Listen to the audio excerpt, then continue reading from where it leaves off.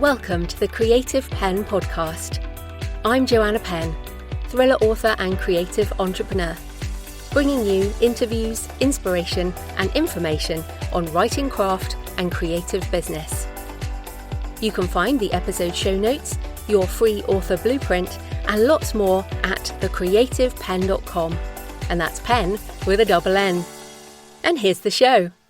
Hello creatives, I'm Joanna Penn, and this is episode number 762 of the podcast, and it is Friday the 19th of July 2024 as I record this. In today's show, I'm talking to Roz Morris about writing emotion into our books. We discuss why evoking emotion in your reader is so important, whatever the genre, and different ways you can do it. How to tap into your authentic emotions, and also how to write emotions you might never have experienced directly yourself, plus show, don't tell, and using a beat sheet to make sure you have varying emotions. And Roz writes fiction and memoir, so we do talk about narrative non-fiction as well as fiction. So that's coming up in the interview section. In publishing things. On the self-publishing advice blog, David Hendrickson has an article on tips for how to get your indie book into schools. So it needs to be the right book. You need to collect appropriate contact information and decide on the scale of the market of the schools you want to reach. You need to make promotional materials and have review copies available. And also think about timings given the school year and age groups and how long these things can take. Then start selling in and repeat. Dave has a book on this as well, how to get your books into schools and double your income with volume sales. And he was on this show back in 2018 talking about this, so you can have a listen to that episode, link in the show notes as ever. There was a fascinating article written by non-fiction author Tiago Forte this week about his book Building a Second Brain, which, if you read non-fiction business, you will have seen in the charts. It's very popular with productivity people. And if you've read Atomic Habits by James Clear, you've probably been served this in your emails. The article is called, "Did My Best-Selling Book Turn Out to Be a Financial Failure?" And it is kind of jaw-dropping for the amount of money that they talk about, but we can still learn lessons from it. So the book has been out for 2 years, has sold over 250,000 copies, so by most measures is a success. It is traditionally published. And he says the goal was, quote, to create a loss leader and promotional vehicle for the other products our company sells, such as courses. So my first thought was, if your goal is to make a book a loss leader, then it might turn out that way. So even if you want to promote your other services and courses and other products, if you're writing non-fiction, then maybe still aim to make a profit on the book. So he goes into details about how the book grew his email list subscribers and social media follows, although I've seen how active his account is on X, so I would say there's no comparison of what such active social media might have achieved without a book. You could have directed that social media at a course, for example. But did growth in audience result in business growth? So the article is pretty long. I've obviously picked a few aspects of it. He says, looking only at the book itself, we've spent $1.13 million. I was just like, wow, okay. You could have put that in investments and done a lot better. $570,000 on staff costs plus $560,000 on everything else, which presumably would be things like paid marketing. That's on creation and promotion. On the revenue side, book advances have added up to $498,000. And there's been $486,000 in course referrals, so a total of $984,000 in book-related revenue. So they've spent 1.13, they've got 984 back, 0.9, so obviously that's less than what they've spent. So I also want to note that the book income there, 498,000, let's just round it up to 500, and he has sold 250,000 books. So he has only made around $2 per book. And I wanted to point that out because that is traditional publishing. And I couldn't help wonder what he could have made profit-wise with a platform as big as he has. Certainly more than that. Even if say he could have sold 100,000 books instead of 250,000, perhaps, although it seems like they spent quite a lot on marketing themselves and could have made a lot more money even just by making more of the profit. So again, something to think about. He goes on, the great confounding factor in this entire analysis is that we're in the midst of an online course winter, as the immense surge of enthusiasm for everything digital that the pandemic unleashed is now giving way to an exodus, as people want to spend their time and money elsewhere.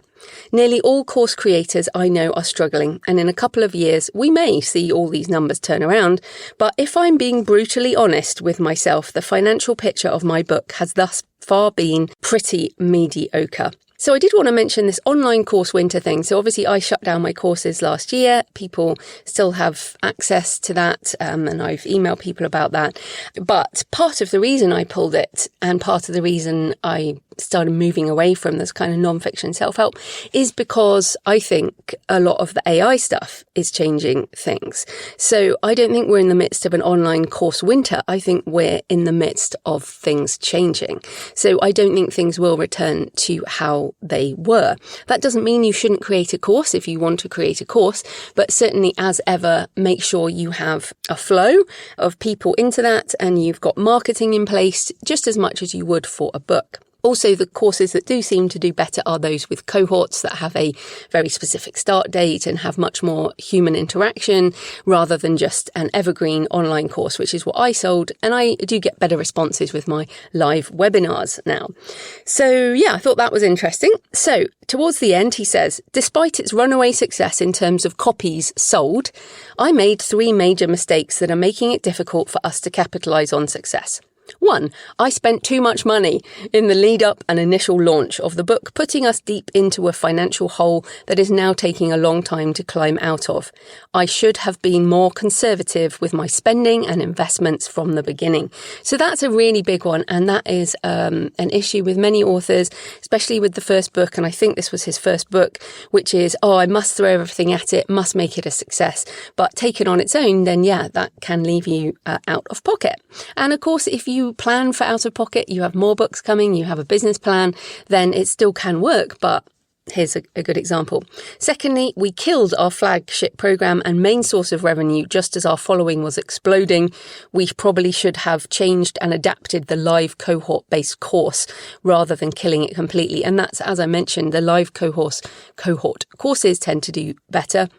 And 3, we didn't create a clear pathway from reading the book to taking a course that picked up where it left off. Our self-paced foundation course is largely an alternative to the book in video form. He says, eventually I assumed and hoped that the rising tide of the book would lift all boats in the business.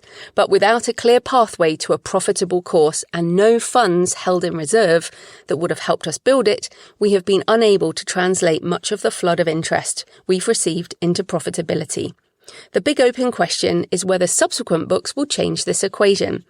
He did put out a second book and he does have another one, and he closes with, my next book on the practice of annual life reviews will come out in the fall of 2026, which I think, again, this is obviously traditionally published because he's now having to wait potentially a year, well, more than a year, 18 months to 2 years for this next book, will be my next major title and the first true test of whether my book writing efforts can be profitable long term.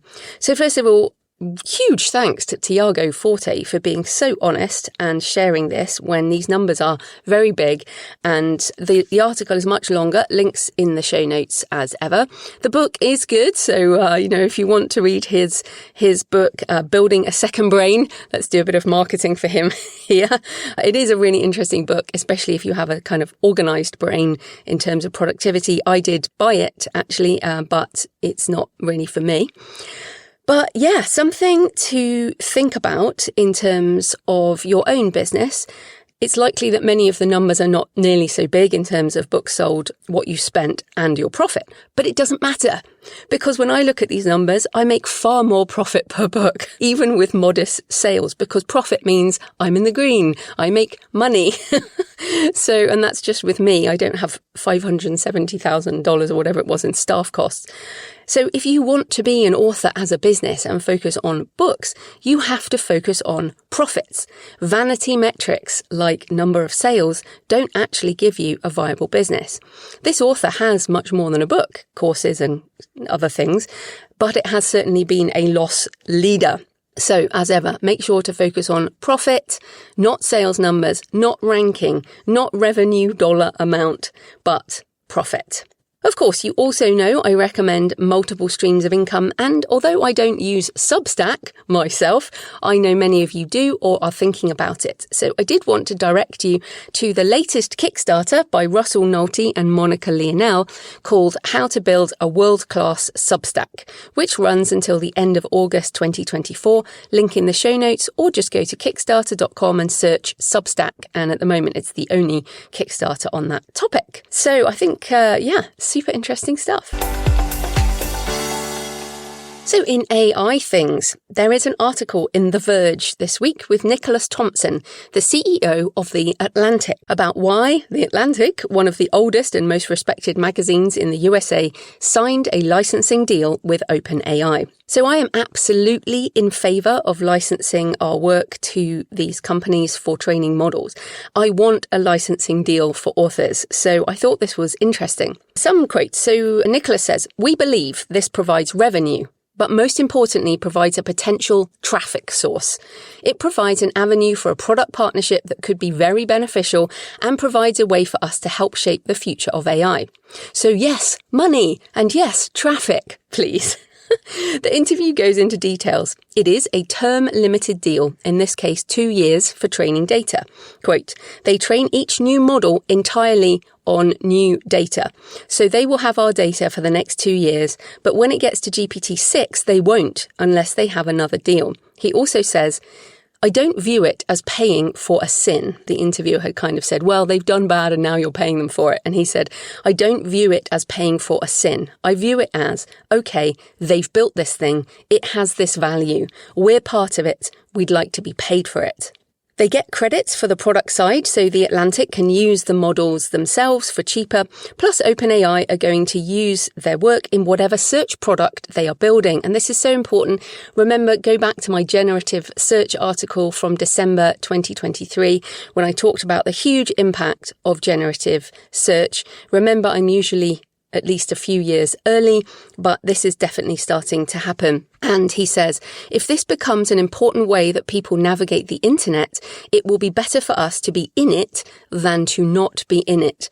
We are helping the product evolve in a way that is good for serious journalism and good for The Atlantic. This is why I want the models to know me and my work. Yes, I'd like to be paid for a license, but I want to be in it regardless, as this is what I now use mostly for discovery and search.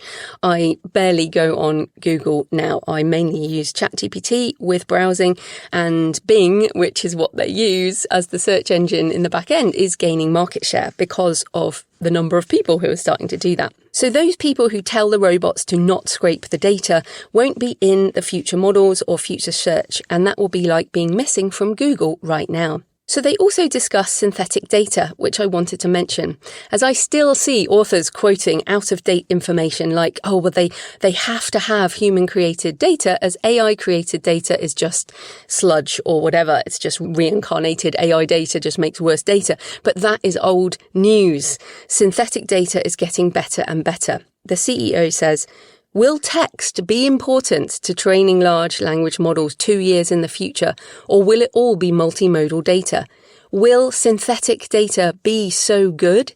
I've had people making large language models basically say, "We don't need you because we can do it all through synthetic data in the future." And maybe the synthetic data is derivative of organic data, but you have to weigh, what will your data be worth tomorrow? This is why, to me, there is a market for this stuff now, so we need to license now, as soon as possible, please. Being involved is important, making deals is important, and he says, building search engines that are still able to direct you to legitimate real content, not the billions of spin-offs, that is one of the most existential problems that exist. They postulate what might happen if the web becomes entirely corrupted and people no longer use it. And the CEO says, if the web is gone as a distribution mechanism for The Atlantic, how do we reach readers? Well, thank God we have a print magazine. It's the most hilarious thing, like the revenge of print. There's print, but there's also, of course, there's your apps. There's direct relationships you have with people in your newsletters. So yes, you have heard me talk about this for many years. It's part of why some kind of direct sales is important and why Kickstarter, I think, and crowdfunding is important. Beautiful print books are important because, as I've said again many times, digital is going to zero, as in it will be free to create and generate digital books, images, text, music, film, TV, physical products, and ways of reaching readers with products that stand out and reaching fans directly will become more important. The bots, or those who generate a book a day with bots, or 3 books a day, since that's the maximum you can upload onto Amazon, are not going to make beautiful books or run Kickstarter campaigns because they involve a lot more human effort and human interaction. So there's room for all, of course, and there's a spectrum of creating with AI, and I obviously use AI tools as part of my creative and business processes. But for me, this is what I mean by doubling down on being human. Think about what can the bots do in a year's time, 2 years' time, 5 years' time, and how can you protect your author business from that? The revenge of print and direct relationships with people in your newsletters is what The Atlantic is thinking about. The other thing they talk about is subscriptions and walled gardens, which is another reason I stopped sharing everything I do publicly and instead share with my patrons on patreon.com/thecreativepenn. For sure, it has a smaller reach, but that audience is my hardcore audience. So thank you, patrons. So that was really interesting, but there was another one. There's a lot of interesting things this week, or maybe that it's just I've come out of COVID and everything's interesting because my brain has come back online. But Jane Friedman rounds up this AI licensing in publishing current state on her blog. And this is a turning point. I never thought I would see Jane Friedman write an article like this. She's been pretty negative about AI for years and now seems resigned to it. She says, "The train has left the station. The ship has sailed. Pick your preferred metaphor." This week, the Copyright Clearance Centre announced the ability for publishers and rights holders to include AI training rights as part of licensing arrangements. They're giving AI companies a one-stop shop for all their model training needs. The Copyright Clearance Centre is a for-profit company that manages collective copyright licensing for corporate and academic publishers. Its mission is to help publishers earn money off copyright and expand copyright protections for rights holders. The president says, "Voluntary licensing solutions are a win-win for everybody in the value chain, including AI developers who want to do the right thing." A handful of book publishers have already struck deals with the AI companies directly. Wiley, a major academic publisher who's also known for the For Dummies series, announced 2 deals in June to the tune of $44 million. Many major media organisations like News Corp and The Atlantic have also struck deals, and Jane has a list. I think it's fair to say that before long, every major publisher will be earning money through AI training, whether it's through the Copyright Clearance Centre, another collective licensing agency, or directly with tech companies if they are big or desirable enough, as Wiley is. Mary Reisenberger at the Authors Guild told Publishers Marketplace that they see AI licensing as a good source of income for writers down the road, and they've been talking to publishers for months about who owns AI training rights and how to work the revenue splits. And as I've mentioned, the ALCS, the Authors Licensing and Collecting Society, is looking at this for authors in the UK. So whatever country you're in, might be time to have a look at whether your authors' services or whoever does your collections and your licensing rights is looking at this, or ask your publishers, because I hope Wiley passed on some of that money to their authors. But is that likely? Who knows? Jane says, "Theoretically, authors could object and withhold their material from training, but that would be turning down free money. The average author's concerns about AI training or ingestion often betrays a misunderstanding about what today's large language models are intended to do. They are not databases where you retrieve information. They are not machines that intend to steal, plagiarize, or regurgitate." She quotes Benedict Evans, who's a tech writer. "OpenAI hasn't pirated your book or your story in the sense we normally use the word.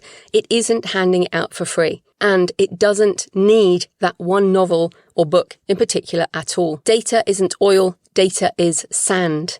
It's only valuable in the aggregate of billions, and your novel or song or article is just one grain of dust in the Great Pyramid. I actually really like that metaphor, one grain of dust.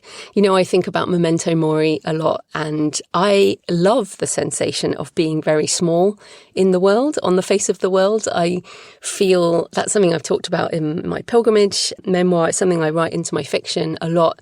It actually makes me feel happier to know that my life is not that important, that everything I do is not that important. Puts things in perspective for sure.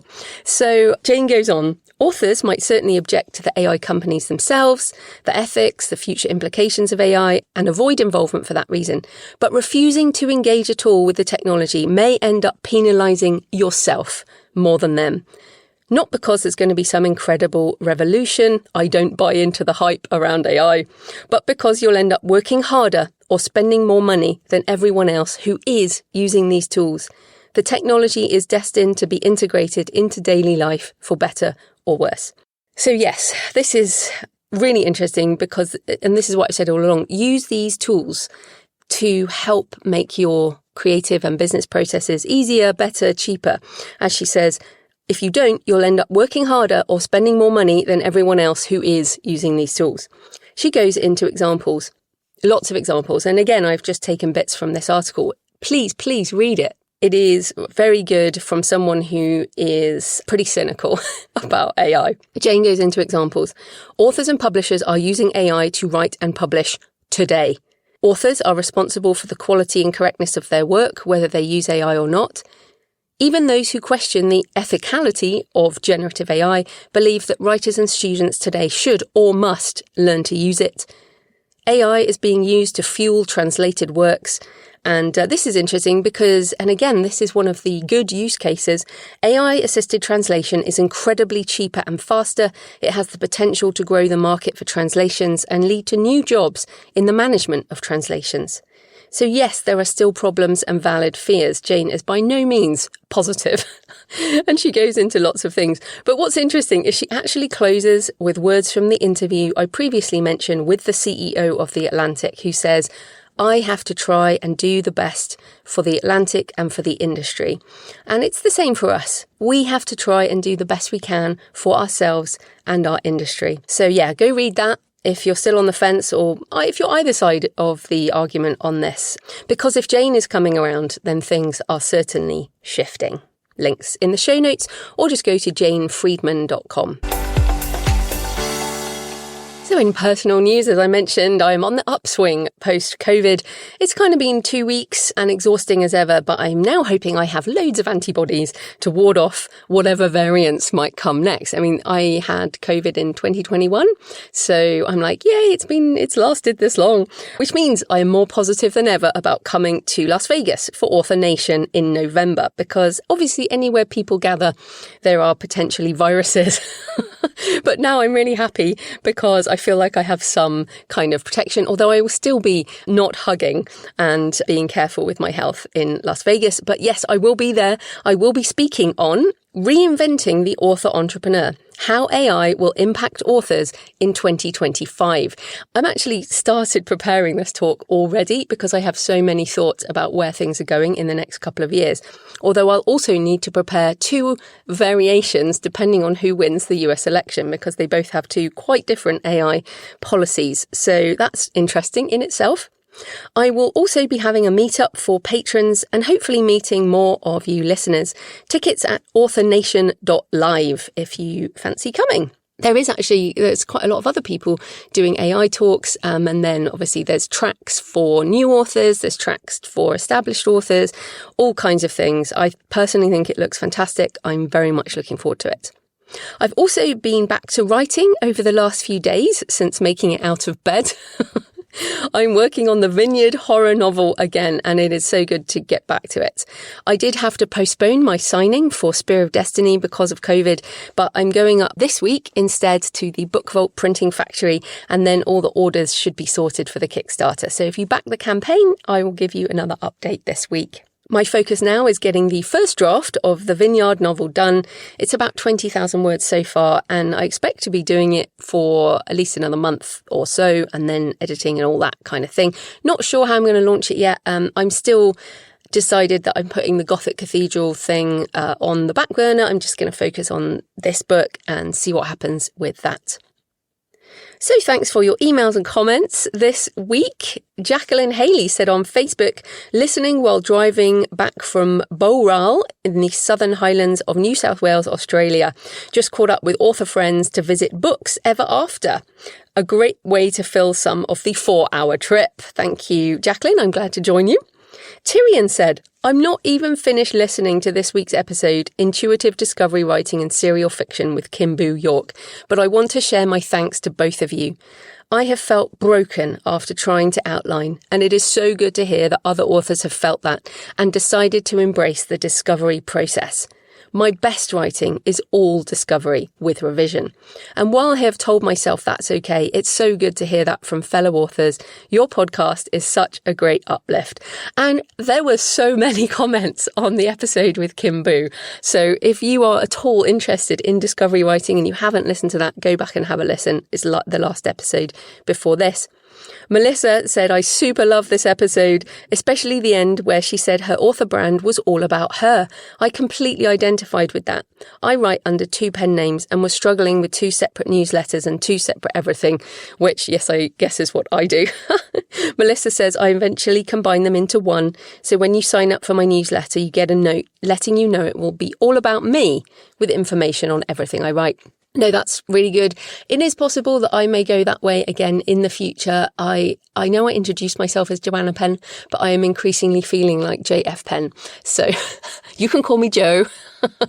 And I don't know, I might change that. But some person is now publishing erotica and romance and things under Jo Penn. So I can't just use that name. Unfortunately, I can't even, so I've gone with, I am JF Penn. Maybe you call me Jeff. I'm still thinking about that. Also, one more comment I'll read. There were so many, but this is on YouTube from The Casual Author. This episode really resonated with me. I'm glad I came to terms with discovery writing as my process after my second book. It's made all my other books so much easier to write now. I'm okay with it being my process. Also, I loved her insight on the podcast, establishing herself and her voice as her brand. I want to learn how she's doing this too.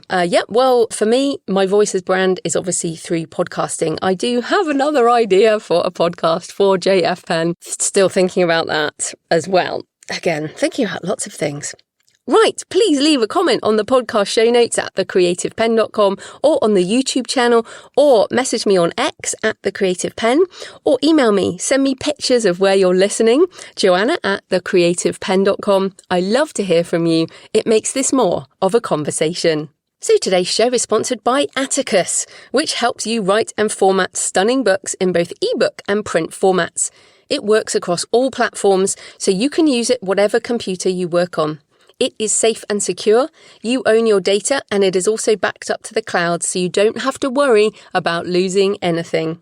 There are other kinds of software that do things separately, but Atticus has everything in one place, so you can streamline your process. You can write your book in the editor built for authors with the ability to drag and drop chapters, which is great for discovery writers.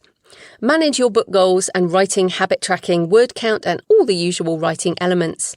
You can then use Atticus to format your book, or you can import an existing book to format.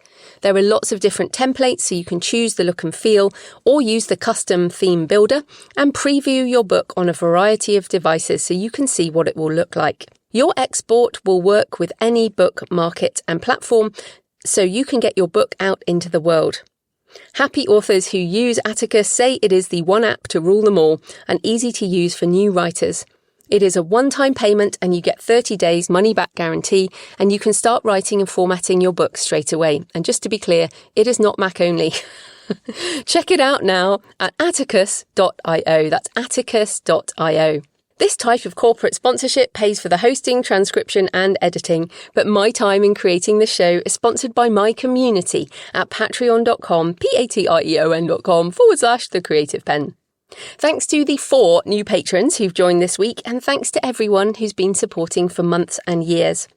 If you join the community, you get access to all my backlist videos and audio covering topics on creativity and AI, mindset and business, and my patron-only Q&A solo podcast episodes, which are like an extra episode a month. This week, or last week as this goes out, I did the patron Q&A. So the Patreon is a monthly subscription, the equivalent to buying me a black coffee a month or a couple of coffees if you're feeling generous. And you get access to everything, all the backlist content. So if you get value from the show and you want more, come on over and join us, patreon.com, patreon.com/The Creative Penn. Right, let's get into the interview. Roz Morris is an award-nominated literary fiction author, memoirist, and previously a best-selling ghostwriter. She writes writing craft books for authors under the Nail Your Novel brand and is also an editor, speaker, and writing coach. So welcome back to the show, Roz. Hi, Jo. It's so great to be here again. Yes, and you have been on the show many times before over the last 14 years. I feel like we're old-timers, gosh. Oh, we are so old-timers. But that's because you're so good at this, so I wanted you back. But the last time was in January 2023, when we talked about how to finally finish your book, which was a super popular episode. Now, given your many creative projects, what have you been working on in the last 18 months? Give us an idea of where you are in the creative cycle. Well, just after that, I did an audiobook of my third novel. And then I was playing with ideas for another novel and they sort of settled a bit, but I couldn't figure out really what I wanted to do. And then another novel idea came along and that's starting to incubate. And meanwhile, I've been, just as a kind of amuse-bouche, I've been writing a follow-up to my travel memoir, which is not quite lost, travels out a sense of direction. And I've rather got the taste for writing little memoirs of unadventures. I just really like them as a way of storytelling. Oh, that's funny. Unadventures. I do love that. But so the audiobook, did you narrate that? No, I didn't. I managed to get back my narrator who did my first two novels because she just had such a good take and understanding of the material. And she really wanted to do a third one if there was a possibility. So that worked really well. And what about the travel memoir? Have you done that as an audiobook yourself? I haven't, but if there is an audiobook of that, I want to do it. Yes, you must. You've got such a lovely voice. I do think memoir is one of those things, and your Nail the Novel books as well. You know, I think that these are some things, the non-fiction side, that we can do as authors more easily, I think. I think so. And also people get used to hearing the real us on podcasts like this, on videos that we appear on when we speak in real life and that sort of thing. So that our genuine voice is really important there. Absolutely. Well, people should look forward to that at some point. I'm going to keep bugging you because I think those would be really good. But anyway, into our topic for today, we're going to focus on writing emotion into our books, both for fiction and also for other genres like memoir, narrative, nonfiction. So just to set the scene, why is writing emotion so important? Well, readers love to feel. They absolutely want to care about what happens. They love to be involved in what happens. Reading is a really intimate thing to do. If you think about it, it's just you and the author's words, and yet it sort of goes into you and creates pictures and emotions. So being in control of the emotion you are writing is a really important writing skill. I'm just writing notes already. Also, something I'll say is that the emotion you write is closely linked to the genre, because you have to know as a writer what emotion the reader of your genre is seeking. Are they seeking thrills or shivers or a bit of romance? Do they want to be scared? And what kind of scariness? Do they want a cozy level of scary?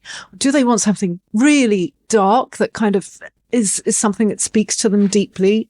All that comes from writing emotion, and understanding what emotion the reader is looking for is the key to understanding your genre. It is fascinating. And I guess also, I was thinking about this because in my book Desecration, and I won't talk too much about the details, but I wrote an emotion that I have never experienced. And some people did experience that themselves. And, I was crying when I was writing it, and people did write that it was emotion for them. So I guess, and for me, I felt that was something I wanted to write about, but that I haven't necessarily experienced, even though I kind of did as I was writing it. So is it that we can write about things we haven't experienced ourselves? We absolutely can. I did that with my novel Everest. It has a lot about the grief of losing a companion, a close friend, a lover. I'm very lucky. I'm going to touch some wood right now. I'm very lucky it hasn't happened to me. But I managed to find a genuine place to understand the emotion. And then shortly after I published it, a reader contacted me and said her husband had just died and she was reading my book. And I thought, oh heavens, this is a real test. And she said, you've got it. This is what I needed. And so we can seek understanding and empathy of situations we haven't personally been in if we are perceptive and truthful and looking for the reality and be sensitive.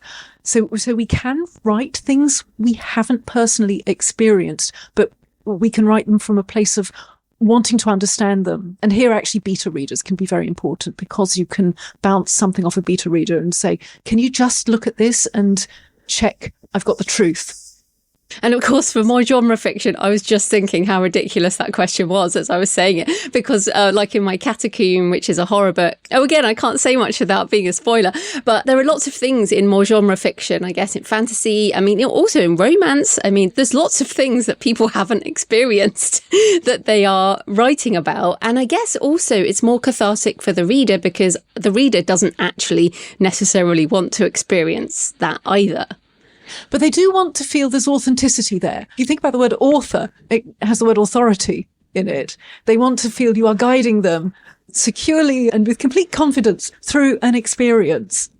Yeah. So let's come back to that caring about what happens that you mentioned. And I guess creating that emotional connection between a reader and our characters. I know you in a previous life wrote some thrillers, sometimes in genres where that wasn't so necessary. And I obviously read thrillers, and sometimes I get really annoyed because I'm like, I really don't care what happens to this character.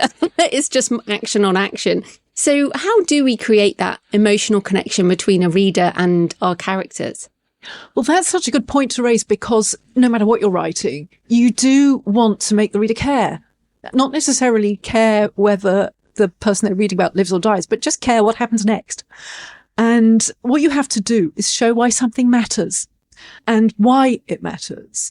A mistake that I see in a lot of manuscripts that I'm given is that we don't understand why something matters. It's as if I can feel the writer is thinking, well, the reader will just assume it matters. Well, no, they won't. They actually have to be educated at the start of the book about why a particular situation matters.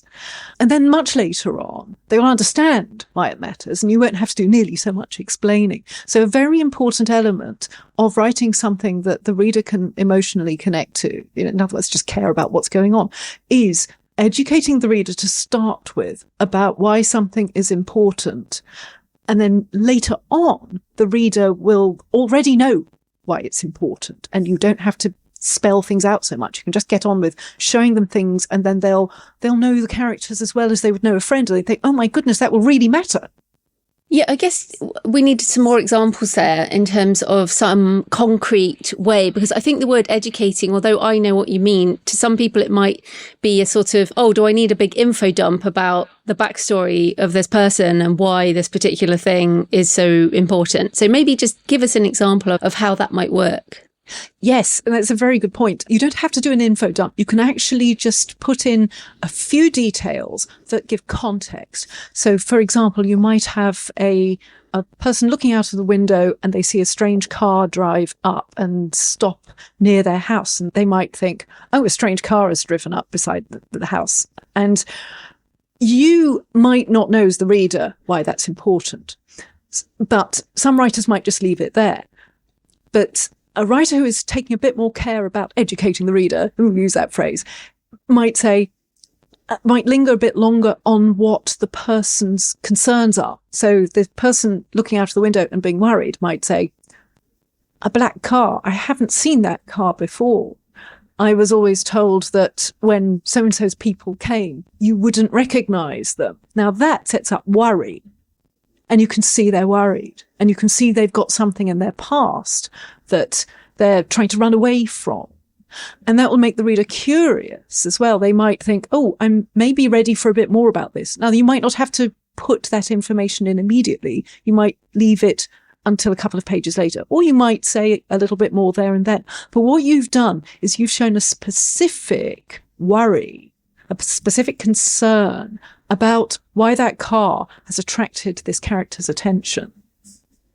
Yeah, absolutely. The specifics of the situation, really important. Now, some people will worry about this likable character thing, as in, does a character have to be likable for us to care what happens to them in the story? Not necessarily. They have to be curious about what will happen. They have to care what happens next. But they don't necessarily have to like the character, but they often have to see something that will make them a bit intrigued. And I mean, for instance, there's a play I was just reading about called Skeleton Crew, which is by Dominique Morisseau. And it's about workers in a car factory in Detroit in, I think, the 1980s. And to begin with, they're all just working, they're getting along, they're being sort of their tough everyday selves. But really interestingly, in the descriptions of the characters, the author has put a little line about what very deep down they've got going on inside. So one of them always hoped she was made for better things. One of them always thought, oh, there's something really bad inside me, and I know it will come out in the end. One of them always had this faith that she would that the world would be a really lovely place and would be really good to her in the end. And those little pieces of information are under everything they do. And if you can then show that in their everyday lives, they have some of that coming out and maybe influencing what they do, that might give them a little hint of vulnerability, which is very appealing to readers. If readers see that someone has got something they care about, or something that might hurt them, something they're protecting themselves against, while they may not necessarily be likable, the reader might sort of understand in a way that there is a piece of vulnerability in them. And that can make them very likable, even if they seem to be just ordinary, or in fact, maybe a bit badly behaved. Yeah, I mean, the example I love to give is Succession, which is just one of my favourite series. Have you seen Succession? Oh, I gobbled it up. And when I was about to watch the last season, I watched all the others again. They are a brilliant example of characters who they've all got this layer of vulnerability inside them. Life could go badly wrong for them. And if you can give a hint of someone who is on the edge of life going badly wrong, that will count a long way towards making the reader just care about what happens to them, even if they wouldn't like to have them as friends.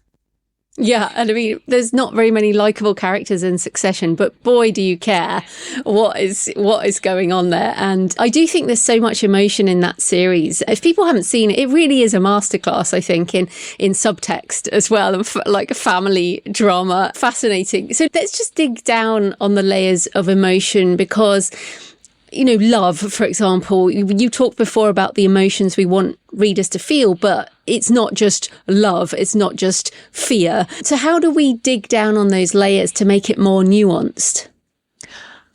I think we have to approach every character as an individual. And what we might do is consider, as we were talking about the layers that they have underneath them, we might have things we know about the characters that the characters don't know about themselves, but they create a consistent pattern of interesting behavior. We want to show interesting behavior and things that matter to them. So love might be a thing that matters to them, or feeling secure, or getting revenge. There are lots of big emotions that might come out of quite small but very deeply seeded beginnings. So if you look at the various deep seeds that you have in the characters and see what each person might do because of that, that can give you a lot of nuance.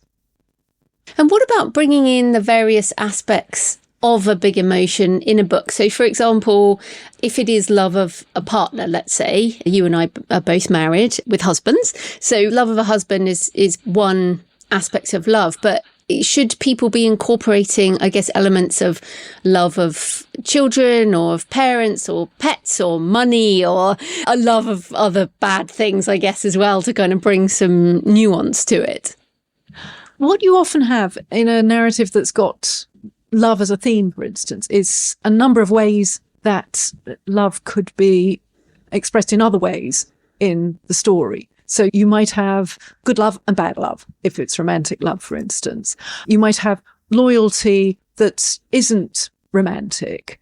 You might explore an emotion in a lot of different ways.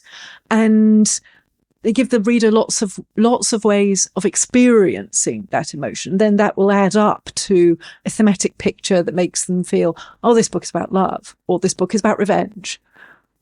And with, like, coming back to your unadventures, you called them unadventures, not misadventures, the travel memoir, for example. Of course, I've written a travel memoir too, Pilgrimage.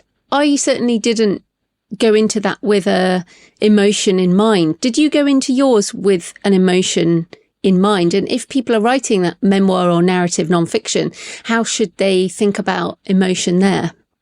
It was interesting. With that memoir, I had a series of stories and I'd written them down as they were just personal diary entries. And when I thought, well, I might make these into a book, I had to see how I would make them interesting in any way to anybody who wasn't me.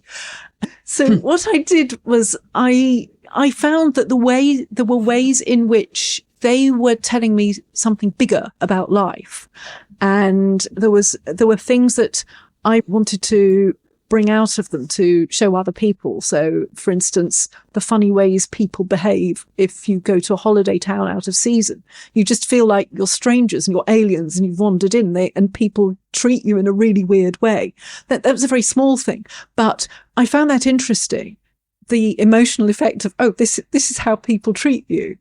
And that was just one of them. Another one was, there's a country road that we really like traveling. And I was thinking, well, why does this really appeal to me? And does it appeal to anyone else? And I started digging and thinking, well, it appeals to me because there's a real sense of history under the car wheels. And so then I went on from that and I looked for things that would take me to wider human experiences, not just my own particular experiences, but I started with the particular.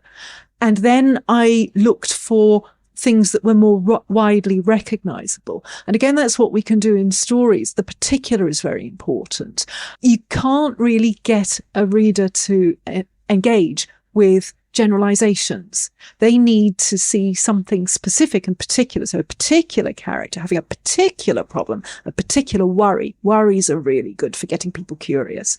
And then from that, they start to think, but wait, I know how that feels. I would hate to be in that situation, or I'd love to be in that situation. That's another possibility. So you start with something particular, and then you kind of work out how to make it something that a lot of people can understand and connect with. Connecting is another really important concept. Yeah, and as you were talking there, I was thinking about being an outsider in a town. And I did a lot of solo traveling in my younger days. And I'm kind of obsessed with this idea of the outsider, actually.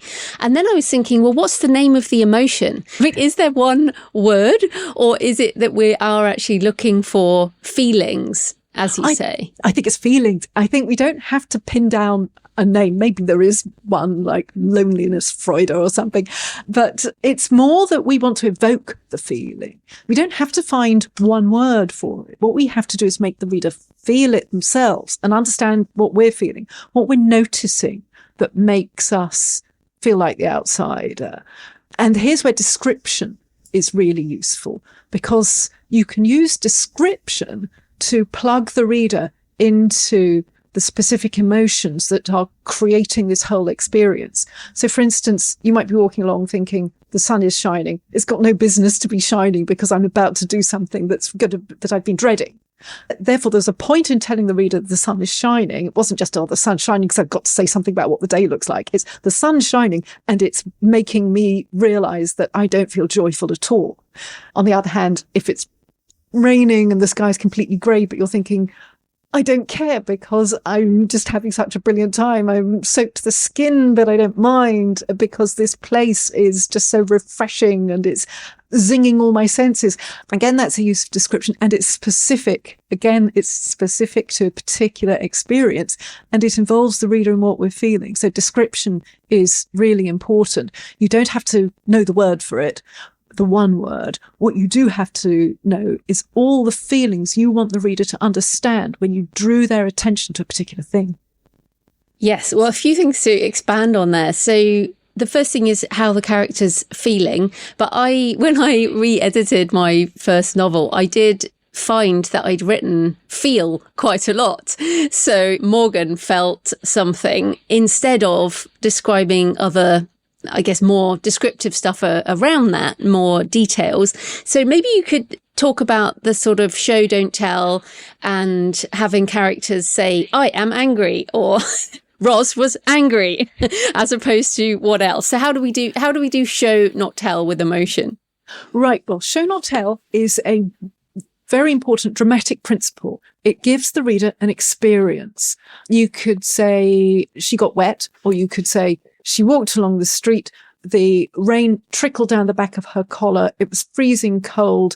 Even her shoes were absolutely sodden and squelched with each step. That's she got wet. That's you understanding what it feels like to get wet. But the telling version is she got wet. Now, it's a question of emphasis. Sometimes you don't need the reader to feel what it's like to get wet. Sometimes you just need to know she got wet, and then you move on because something else is more important. Sometimes it's important to dwell in that moment and give the reader the experience of getting wet, or feeling angry, or noticing something. And often when we self-edit, we come to a passage and we think, should I give the reader more of an experience here? Or should I just gloss over it because it's not so important? It's often quite hard, actually, first of all, to know when you're showing and when you're telling, and when you should show and when you should tell. But you can look for certain phrases like she felt, and she got angry, or she got calmer. If you look for phrases like that where you've kind of been a bit distanced, you could ask yourself, would I like to see what it's like if I just delve a bit more into the immediacy of the moment? So describe the feeling of anger, which might be someone saying, I couldn't stand it if she happened to mention such and such, or something like that. Yeah, and I think that's a good tip, actually. So really, when we talked before about the one word, so anger and love and grief, these are kind of the one words. And if you find those one words in your manuscript as well, she loved him, that can have so many deeper meanings that you really would want to expand in a lot of situations. But as you said, it is really hard, isn't it? Especially for newer authors to know, when do you just expand everything into showing, not telling, and when do you just gloss over that? Do you have any other tips there? Because you also edit other people's manuscripts, don't you?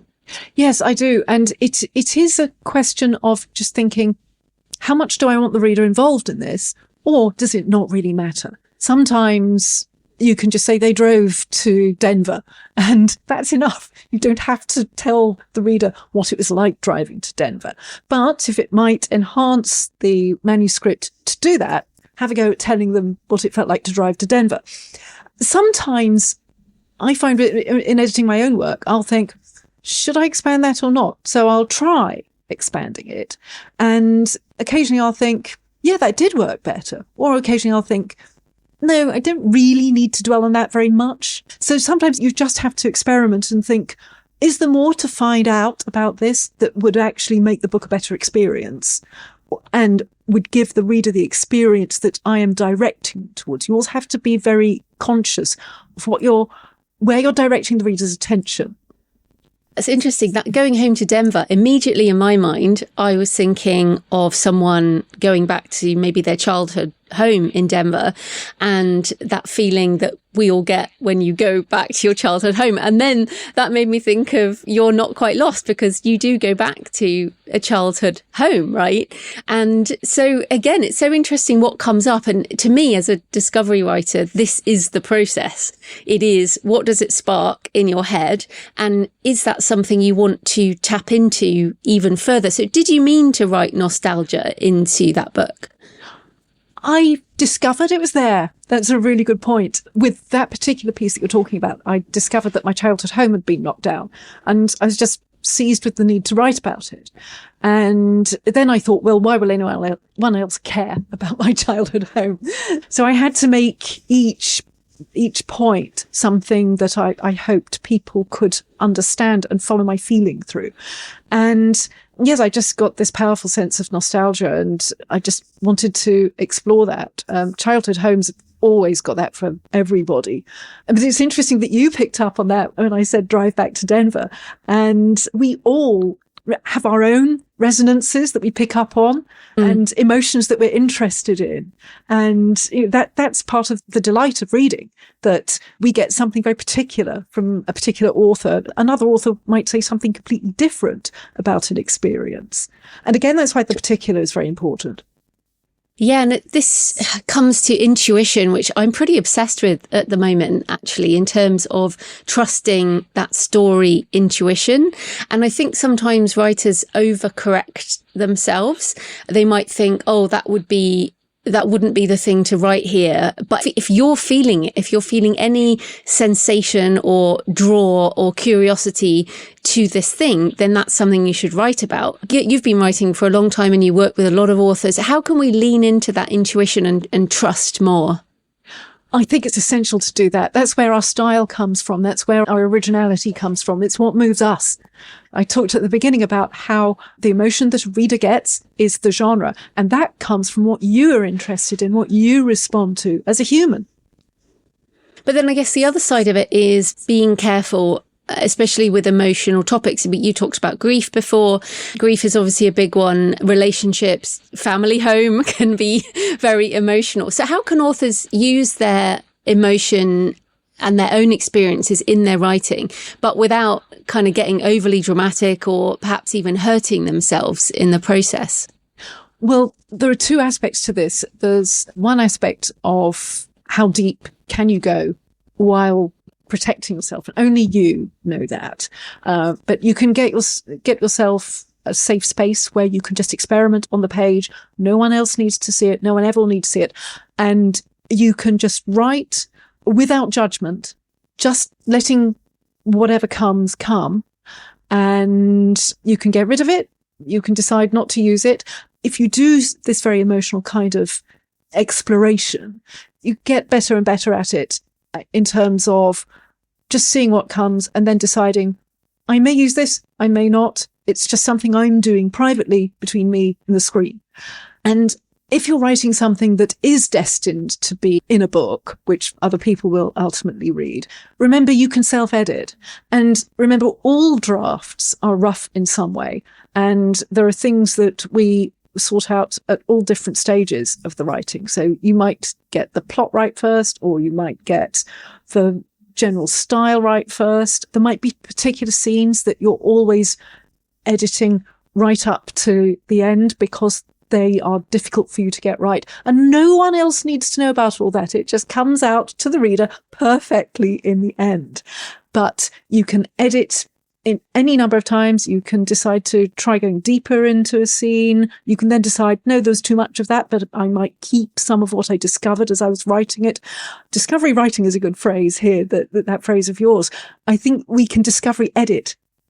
Yeah, that's interesting. And maybe that's, I guess, the on the train to Denver situation. You might have just written that in your first draft, and then on your second pass, you might actually realize that nostalgia is an important part. It's funny, again, what comes up in your mind. And I'm just going to say, it made me think of Stranger Things. You know, Stranger Things, even though it's a horror / sci-fi, actually a lot of its success comes from nostalgia. And there's been a sort of revival of the 80s. And I know you're a Kate Bush fan. Oh, so absolutely. She's my guru. So and that song, was it running up that hill? Oh, Is that the song? It went to the top of the charts again after something like 30 years. And bless her, she's an independent artist, right? She is the very epitome of independence, and she absolutely set me on the path to being the kind of creator I wanted to be. She wrote what she was interested in, and she produced it herself. And yeah, she's an absolute icon for me. Yeah. And that song, it's so interesting because I wasn't so into it at the beginning, but then I watched Stranger Things, and what they did with that, again, using TV, obviously not a book, but a lot of people will have seen it, hooking nostalgia and care for that character. I think it's Max, the character, and also the horror. And again, a masterclass in how to mix various emotions into something much more powerful and connecting something to a song. And although, remember everyone, you can't use lyrics in your books. Don't use lyrics. But that kind of emotional resonance we get when we mix all that together, it's just so powerful. It is. And resonance is an important word. I was talking at the beginning about educating the reader, making them understand what a character feels about a particular thing.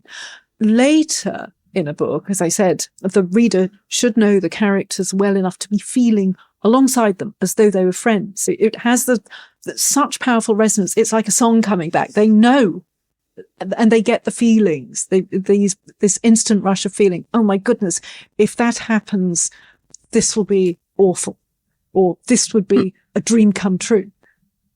Yeah, another thing I was just thinking about there was the juxtaposition of emotions in genre. For example, in horror, you will often get a lighter scene, even some humor, to detract from the horror side of it. I guess, again, Stranger Things would be a good example of that. And you mentioned before being in control of the emotion. You kind of have to be really manipulative, don't you?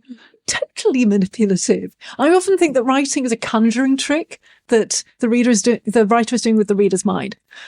And yes, you're absolutely right that we have to vary the emotions and the pace and the intensity. You need to give the reader a rest. Otherwise, they just feel remorselessly bludgeoned by strong emotions. So the scene where things are a bit calmer and quieter and maybe a bit humorous is very important for just giving the reader time to recharge before they're ready for another big thing. Yeah, I mean, I was thinking again, Shonda Rhimes is really good at this. I mean, obviously she's a screenwriter and a showrunner, but Bridgerton, she does it so well in Bridgerton. And also, what was the other one? Grey's Anatomy is the other one I was thinking of. You've got this sort of harrowing, people dying and everything. And then there's some kind of light emotion that will make you laugh. And I find that really hard, though. I find it very hard to put those lighter notes in darker books. So any tips for that? Yes, I learned to do this a very long time ago when I was writing thrillers. I devised a system for figuring out exactly what I was doing with the emotion in each scene. I've got it, it's in my book, Nail Your Novel, the original one. So I make a thing called a beat sheet. It's a very detailed outline of the entire book. And I note all the emotions going on in the scenes. And from that, I can see whether I've got enough of a variety of emotions and also pacing as well, just to make sure the reader doesn't get worn out before their time. And that beat sheet, do you create that beforehand? Are you an outliner, or do you do that later? I am an outliner because I like to know where I'm going, but I also give myself permission to veer off piste if something seizes me in the writing and I think, oh, this is the true direction, I now have to do it. Then I might adjust my outline, because I find that if I write completely off into the sunset, I do get lost. And so I do need to kind of pull the reins and bring myself back in. But I tend to make the beat sheet once I have got a finished manuscript, and then I use that to see what I should move around, what I should turn up. It's a really good way of dissociating myself from the scene by scene words on the page and seeing what I've got. Pacing is really important for emotion, because you want to make sure that the reader is getting the right information. I keep using this term information, but you are giving the reader information. You're just giving them information they care about and they want to know and they're really curious about.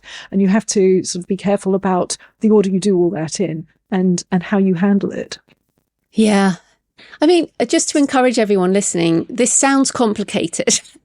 But I do think that at heart, we are human, we are emotional. And so if you are writing with that authenticity, like you mentioned, or you're making up that authenticity, because I haven't been in many of the situations I write about, but I feel like you can use the editing process to fix this up. And you've given a number of tips there. But I do want to come back to a couple of things. First of all, setting and atmosphere in emotion. So I want to come back to the example you gave earlier, the car outside on the drive and the person, or outside on the road, and the person looking out the window. So how could we use the setting and the atmosphere there to enhance the emotions? Well, if I was writing it, I would think about what the weather was like and how that seemed to enhance or contrast with the worry that the character was feeling. I'd always start with the character's emotion. What are they feeling? And then I'd have something like the sun glinting off a windscreen and think everything looks very normal in the street, but it's actually not, because there's this really worrying car. So I'd use the setting there to apparently be showing normality, but also highlighting the anxiety that the character's feeling. And again, as I said, description, if you're trying to provoke the reader's emotions, description's really important for that, but it should always be as relevant as possible for what the character is feeling, what you want the reader to be interested in. There's description for its own sake, and that's boring usually, but description for the sake of highlighting an emotion or contrasting an emotion or showing something impending, something worrying coming towards you, for instance, that's always really interesting to the reader. So you have to think, what will the reader be interested in? Yeah, and it's also really signalling, certainly genre plays a big part, as you mentioned. So for me, there are storms on the horizon, or the clouds are black in the distance, and there's lots of words for different colours you can use that are quite suspenseful or quite horror or quite thriller, which would be very different if you were writing romance. You would use the weather and the setting in a different way. So even I think about on the streets, and in fact, coming back to Stranger Things, they do this in the Upside Down. You might have a dead tree instead of a tree in bloom and with flowers and leaves and things. So using that setting to portray the genre and the emotion at the heart of the genre, I think is can be really powerful.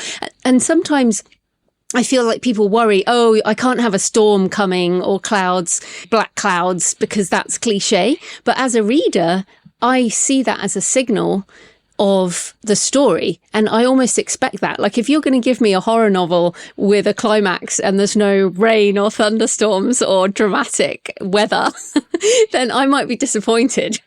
Yes, and it's so genre specific as well. So if you're writing a haunted house story, then a crash upstairs is really a sign of trouble. But if you're writing something cozier, then a crash upstairs is the wardrobe collapsing. And because the cat jumped off in a funny way. Something like that, yes. So all these noises have all these scene setting details have their own vocabulary in different genres. And something else that's really important is the language you use. The language is so evocative. By itself, a word can create a whole feeling. So if you use a word like squash, you wouldn't really use that if you wanted a sense of menace. Unless it's Halloween and it's like a pumpkin squash. Even then, I would probably say good. Because it looks a bit at the shape of the word. Every single word creates an atmosphere.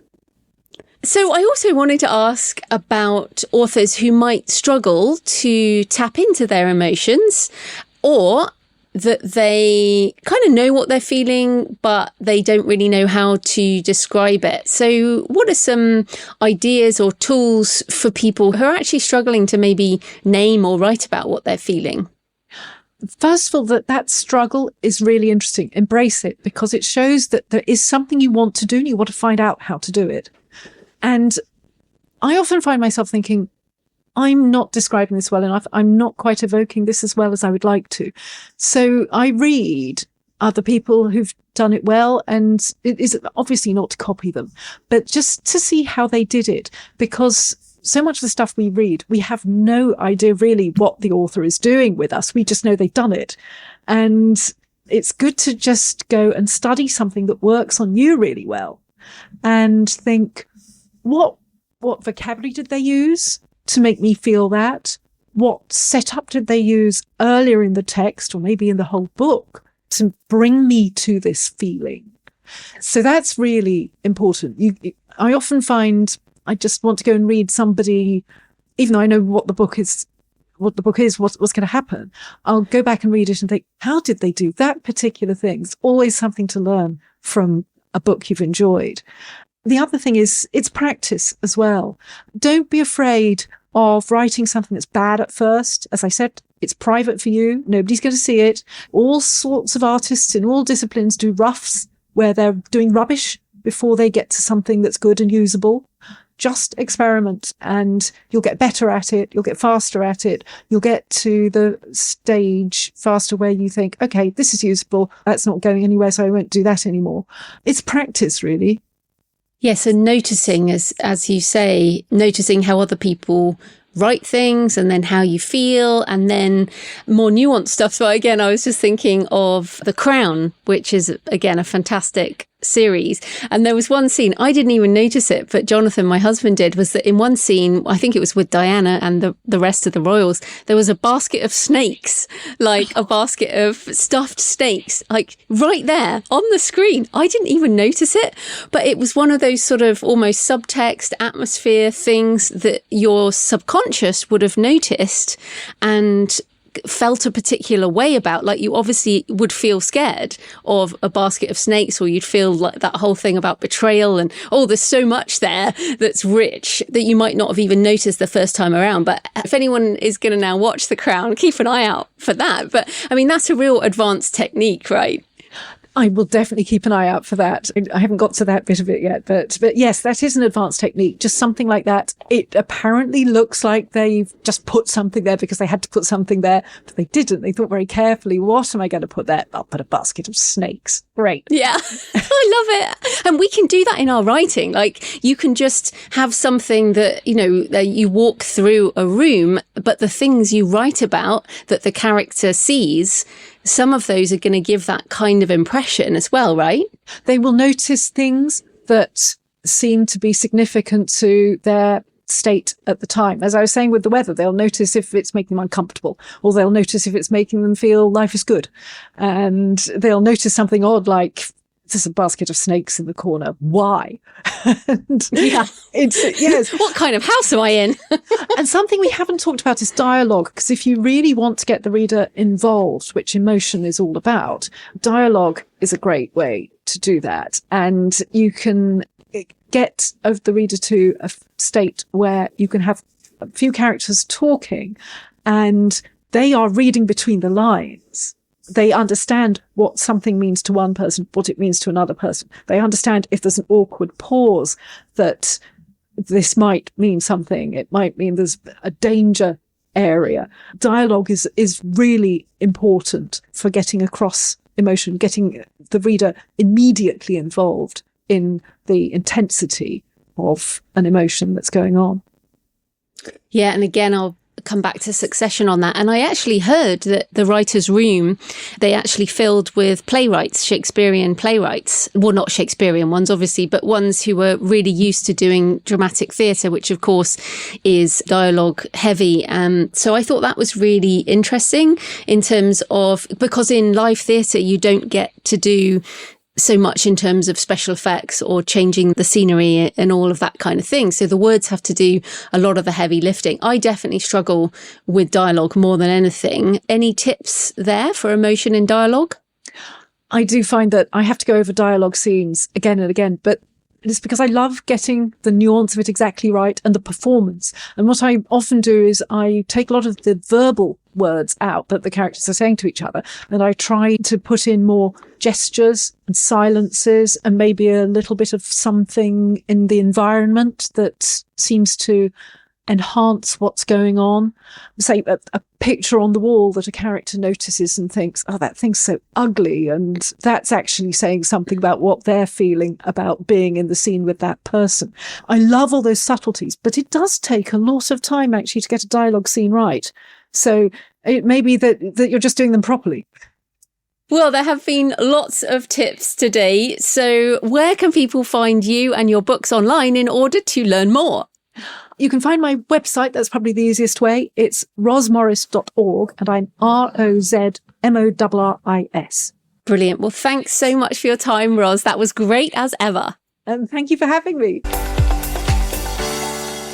So I hope you found the episode with Roz interesting and that it sparked some ideas for evoking more emotion in your readers, whatever genre you write. As ever, I love to hear your thoughts. Please leave a comment on the podcast show notes at thecreativepenn.com or on the YouTube channel, or message me on X at thecreativepenn, or email me, joanna@thecreativepenn.com. And remember, send me pictures of where you're listening. Next Monday, we have another craft show as I'm talking about writing historical fiction to market and pivoting after earlier books in a genre failed to take off, with Anna Sayburn-Lane. In the meantime, happy writing, and I'll see you next time. Thanks for listening today. I hope you found it helpful. You can find the backlist episodes and show notes at thecreativepenn.com/podcast. And you can get your free author blueprint at thecreativepenn.com/blueprint. If you'd like to connect, you can find me on Facebook and X at thecreativepenn, or on Instagram and Facebook at JFPennAuthor. Happy writing, and I'll see you next time.